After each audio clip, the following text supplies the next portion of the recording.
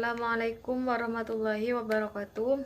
Perkenalkan, nama saya Ika Wardatul Jannah, NIM T 2018-4007. Yang pertama, status profesi guru. Pertama, status akademik, yang kedua, status ekonomi, dan yang ketiga, status organisasi. Nah, yang pertama di sini status akademik, yaitu dilihat dari persyaratan formal dan persyaratan substansial yang dimiliki guru. Nah, persyaratan formal ini berkaitan dengan latar belakang pendidikan guru tersebut. Semakin banyak jenis atau jenjang pendidikan yang ditempuh oleh guru, maka semakin tinggi pula status guru tersebut. Nah, persyaratan substansial di sini berkaitan dengan tingkat kemampuan atau kompetensi yang dimiliki guru tersebut. Yang kedua yaitu status ekonomi. Dilihat dari penghasilan dan penghargaan yang diterimanya, serta tingkat kesejahteraan yang dirasakan oleh pendidik itu sendiri. Perlu diperhatikan dalam memiliki status ekonomi, suatu profesi yang dilihat dari besarnya penghasilan yang diterima, tapi perlu disesuaikan dengan standar kehidupan yang berlaku di suatu tempat dan kurun waktu tertentu. Yang ketiga yaitu status organisasi. Nah, martabat dan kedudukan guru ini dilihat dari eksistensi organisasi profesinya, untuk melihat apakah suatu organisasi profesi itu eksis, maka kita dapat melihatnya dari dua kriteria, yaitu kriteria intern dan kriteria ekstern. Nah, kriteria intern ini berkaitan dengan otonomi organisasi, sedangkan kriteria ekstern berkaitan dengan kemampuan organisasi profesi untuk melakukan fungsinya. Yang kedua, sifat-sifat guru. Nah, sifat-sifat guru di sini, guru ini hendaknya memiliki sifat-sifat tertentu sebagaimana yang telah diajarkan dan dimiliki oleh Rasulullah. Beliau juga seorang guru yang selalu mengajar umatnya dengan berbagai macam hal. Fuad Al-Sahab telah menjabarkan beberapa sifat Rasulullah sebagai guru dalam pendidikan Islam, yaitu yang pertama, ikhlas. Ikhlas di sini guru harus menanamkan sifat ikhlas ke dalam jiwa murid-muridnya. Karena Allah lah sumber pengetahuan, hanya untuk mencari ridho Allah, ilmu dipergunakan. Dengan landasan ikhlas, pintu ma'rifat akan terbuka karena Allah yang Maha mengetahui. Yang kedua yaitu jujur. Jujur adalah penyelamat bagi guru baik di dunia maupun di akhirat. Guru bohong kepada murid akan menghalangi penerimaannya dan menghilangkan kepercayaan murid kepada guru. Bohong itu pengaruhnya sampai kepada masyarakat dan tidak terbatas pada orang yang melakukannya.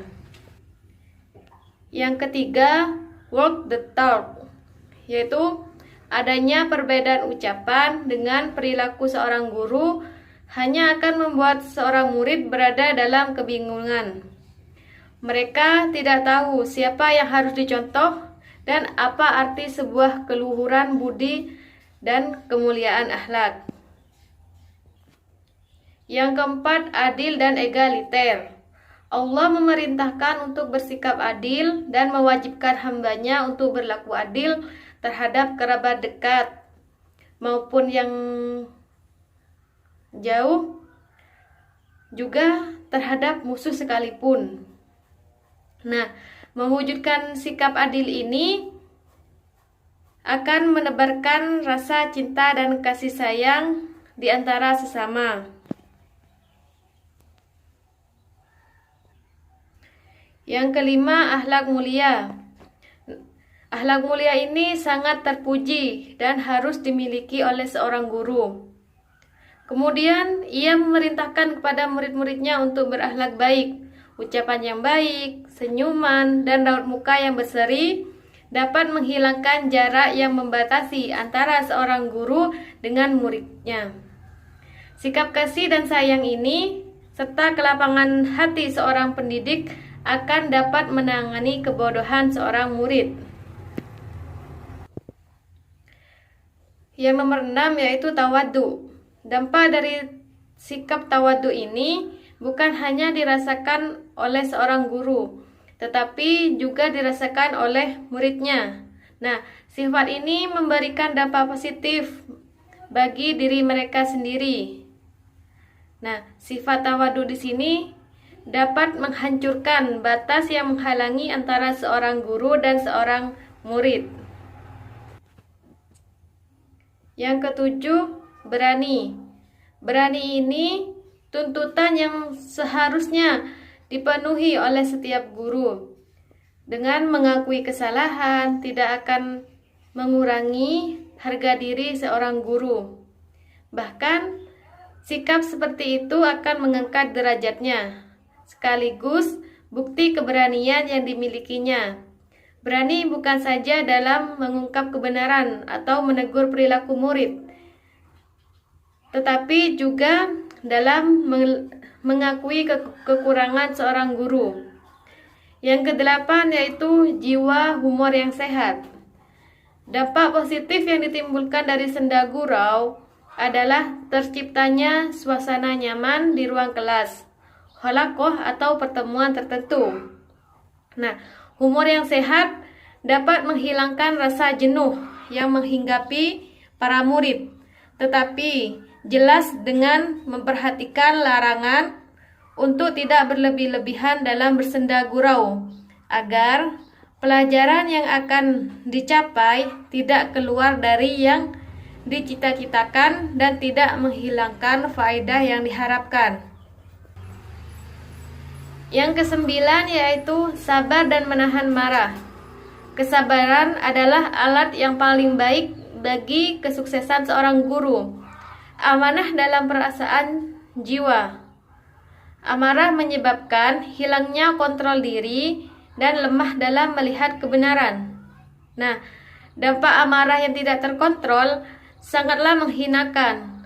Kekuatan seorang guru tersembunyi pada bagaimana ia mampu mengendalikan amarahnya ketika terjadi sesuatu yang membuatnya marah, dan bagaimana ia mampu menguasai akal sehatnya. Dengan cara perlahan-lahan dan latihan yang panjang, maka seorang guru akan memperoleh kekuatan dan kemampuan mengontrol diri dan menanggulangi rasa amarah. Cukup sekian presentasi dari saya, kurang lebihnya mohon maaf. Wassalamualaikum warahmatullahi wabarakatuh. Assalamualaikum warahmatullahi wabarakatuh. Perkenalkan, nama saya Aisyah Eka Bonita, NIM T2018-4015. Di sini saya sebagai pemateri kedua akan melanjutkan pembahasan kita pada hari ini mengenai sifat dan peran guru. Langsung saja melanjutkan sifat guru yang ke-10, yakni menjaga lisan. Ejekan dan hinaan akan menyebabkan jatuhnya harkat dan martabat atau derajat orang yang dihina. Hal ini tentunya akan menimbulkan adanya rasa permusuhan dan kemarahan. Sifat ini akan lebih menghinakan lagi apabila dimiliki oleh seorang guru.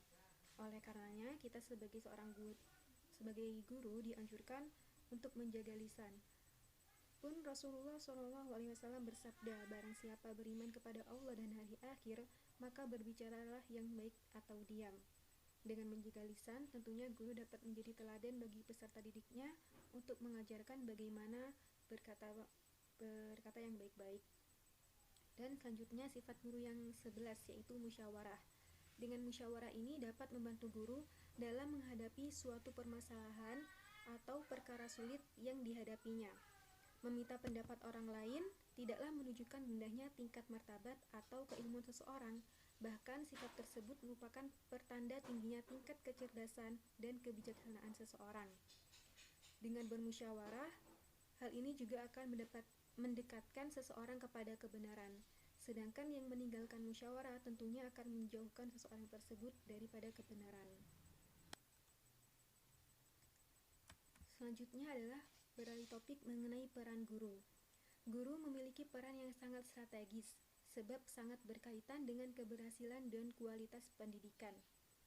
Guru merupakan pribadi yang harus mampu menerjemahkan dan menjabarkan nilai-nilai yang terdapat dalam kurikulum, kemudian mentransformasikannya kepada peserta didik melalui proses pembelajaran. Oleh karenanya, guru merupakan perwujudan nyata kurikulum di dalam kelas bagi peserta didik, karena kurikulum yang tadi diperuntukkan untuk peserta didik tersebut melalui gurulah dapat secara nyata memberikan pengaruh kepada peserta didik pada saat proses pembelajaran. Dan adapun peran guru yang memiliki relevansi langsung dengan proses pendidikan ada 9, yaitu yang pertama adalah guru sebagai pendidik.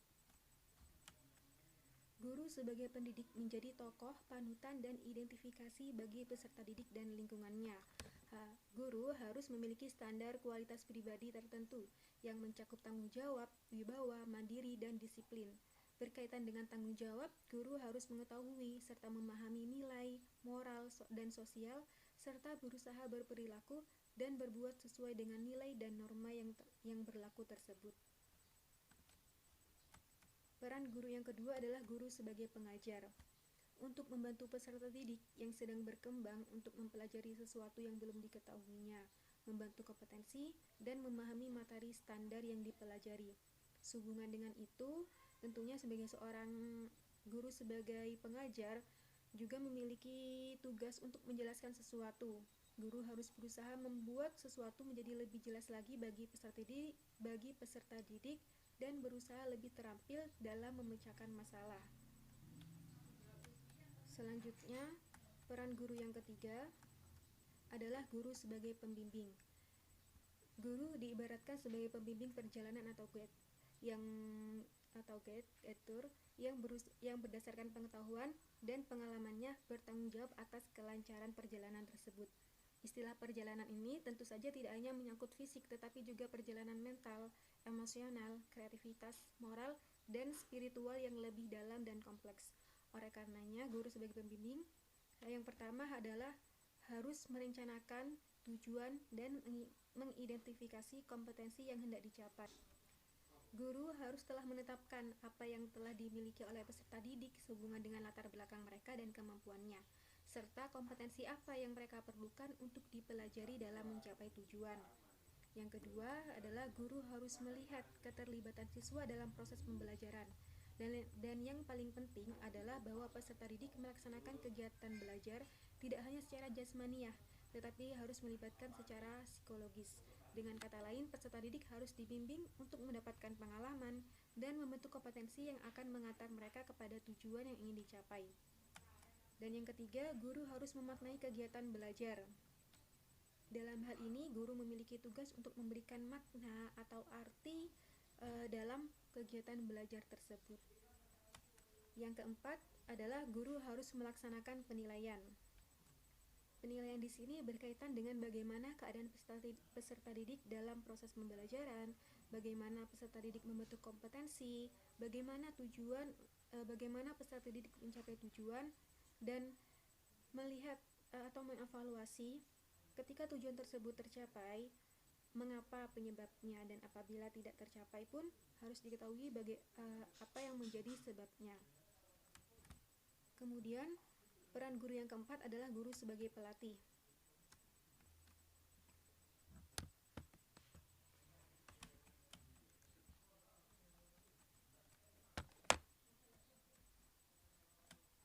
Guru sebagai pelatih adalah dalam proses pendidikan dan pembelajaran memerlukan latihan keterampilan, baik intelektual maupun motorik. Hal ini dikarenakan tanpa adanya latihan, seorang peserta didik tidak akan mampu menunjukkan penguasaan kompetensi dasar dan tidak akan mahir dalam berbagai keterampilan yang dikembangkan sesuai dengan materi standar. Oleh karena itu, guru harus berperan sebagai pelatih, bertugas melatih peserta didik dalam pembentukan kompetensi dasar sesuai dengan potensi masing-masing. Guru juga harus mampu memperhatikan perbedaan individual antar peserta didik dengan lingkungannya. Kemudian, peran guru yang kelima adalah guru sebagai penasehat. Guru sebagai penasehat ini bagi peserta didik, bahkan orang tua, meskipun tidak memiliki latihan khusus sebagai penasehat, dan dalam beberapa hal tidak berharap untuk menasehati orang. Padahal, menjadi guru pada tingkat manapun berarti menjadi penasehat dan menjadi orang kepercayaan. Kegiatan pembelajaran pun meletakkannya pada posisi tersebut. Peserta didik senantiasa berhadapan dengan kebutuhan untuk membuat keputusan, dan dalam prosesnya inilah peserta didik akan lari kepada gurunya. Semakin efektif guru dalam menangani setiap permasalahan, maka banyak kemungkinan peserta didik berpaling kepadanya untuk mendapatkan nasihat dan kepercayaan diri. Selanjutnya, yang keenam adalah guru sebagai pendorong kreativitas. Kreativitas merupakan suatu yang bersifat universal dan merupakan ciri aspek dunia dalam kehidupan di sekitar kita. Kreativitas ditandai oleh adanya kegiatan menciptakan sesuatu yang sebelumnya tidak ada dan tidak dilakukan oleh seseorang atau adanya kecenderungan untuk menciptakan sesuatu. Kreativitas merupakan yang universal dan oleh karenanya semua kegiatannya ditopang, dibimbing, dan dibangkitkan oleh kesadaran itu. Guru sebagai pendorong kreativitas dalam pembelajaran, guru haruslah menjadi seorang kreator dan motivator dalam proses pembelajaran. Artinya, dengan kemampuan dan keterampilannya, guru dapat membantu mengembangkan kreativitas peserta didik. Adapun kreativitas peserta didik ini merupakan kemampuan peserta didik untuk membuat kombinasi dan menghasilkan kebaruan berdasarkan data, informasi, atau hal-hal lainnya yang sudah dia ketahui. Kemudian, peran guru yang ketujuh adalah guru sebagai aktor. Sebagai aktor harus melakukan apa yang ada dalam naskah yang telah disusun dengan mempertimbangkan pesan yang akan disampaikan pada penonton. Untuk bisa berperan sesuai dengan tingkat tuntutan naskah, dia harus menganalisis dan melihat kemampuannya sendiri, persiapannya, dan memperbaiki kelemahan, kemudian menyempurnakan aspek-aspek baru dari setiap penampilan. Artinya, sebagai seorang guru, ketika berperan menjadi aktor atau berperan sebagai aktor, maka sebelum melakukan proses kegiatan pembelajaran di dalam kelas, maka ia terlebih dahulu harus menganalisis dan melihat kemampuannya sendiri, membuat persiapan, kemudian memperbaiki kelemahan, dan menyempurnakan aspek-aspek baru dari setiap penampilannya. Oleh karena itu, dalam peran ini, guru harus mempersiapkan. Persiapan ini tidak hanya secara fisik, tetapi juga pikiran dan mentalnya. Sehingga ketika proses pembelajaran berlangsung, guru dapat memberikan penampilan yang baik. Dan penting menjadi catatan bahwa harus memiliki ide-ide baru setiap penampilannya, atau setidaknya membuat sesuatu yang berbeda dari setiap penampilannya, agar peserta didik tidak bosan untuk terus menyimak apa yang disampaikan oleh guru tersebut. Selanjutnya, peran yang ke-8 yaitu guru sebagai emansipator. Dalam hal ini, guru juga harus mampu memahami potensi peserta didik, menghormati setiap insan, dan menyadari bahwa kebanyakan insan merupakan budak stagnasi kebudayaan. Oleh karena itu, ketika masyarakat membicarakan rasa tidak senangnya kepada seorang peserta didik tertentu, maka guru harus mengenal kebutuhan peserta didik tersebut akan pengalaman, pengakuan, dan dorongan. Dia tahu bahwa pengalaman, pengakuan, dan dorongan seringkali membebaskan peserta didik dari self-image yang tidak menyenangkan, kebodohan, dan dari perasaan yang tertolak dan rendah diri. Oleh karenanya, guru harus mampu melihat sesuatu yang tersirat dari yang tersurat, serta mencari kemungkinan pengembangannya. Guru telah melaksanakan fungsinya sebagai emansipator ketika peserta didik yang tadinya mendapatkan nilai dalam masyarakat sebagai pribadi yang tidak berharga, merasa dicampakkan orang lain, atau selalu diuji dengan berbagai kesulitan hingga hampir putus asa, dibangkitkan kembali dengan pribadi yang percaya diri. Ketika peserta didik tersebut hampir putus asa, diperlukan ketelatenan, keuletan, dan seni memotivasi agar timbul kembali kesadaran dan bangkit kembali harapannya. Kemudian, untuk peran yang ke-9 atau peran yang terakhir adalah guru sebagai evaluator.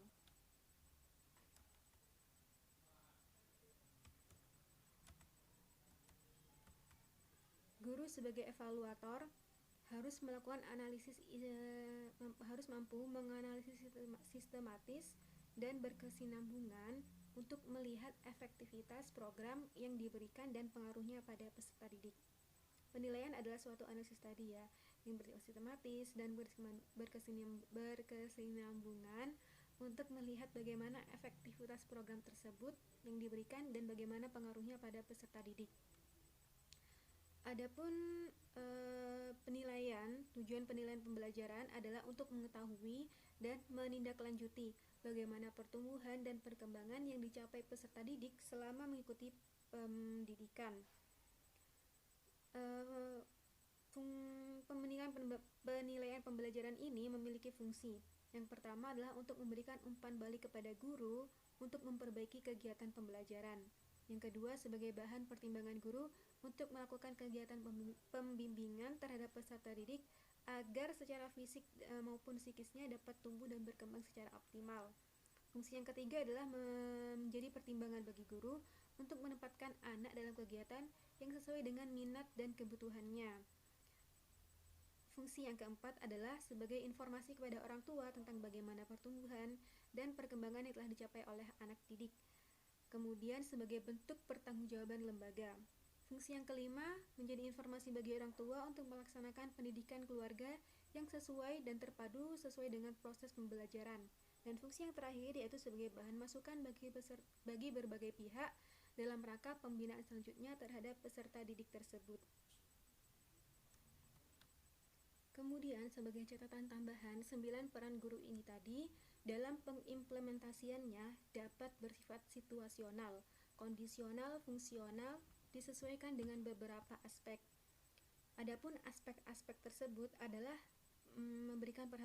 memperhatikan pada apa tujuan dan materi pembelajarannya, siapa pendidik dan siapa peserta didiknya, di mana proses pembelajaran tersebut, kapan berlangsungnya proses pembelajaran, dan bagaimana proses pembelajarannya berlangsung. Sekian penyampaian materi dari saya, kurang lebihnya mohon maaf dan terima kasih. Wassalamualaikum warahmatullahi wabarakatuh.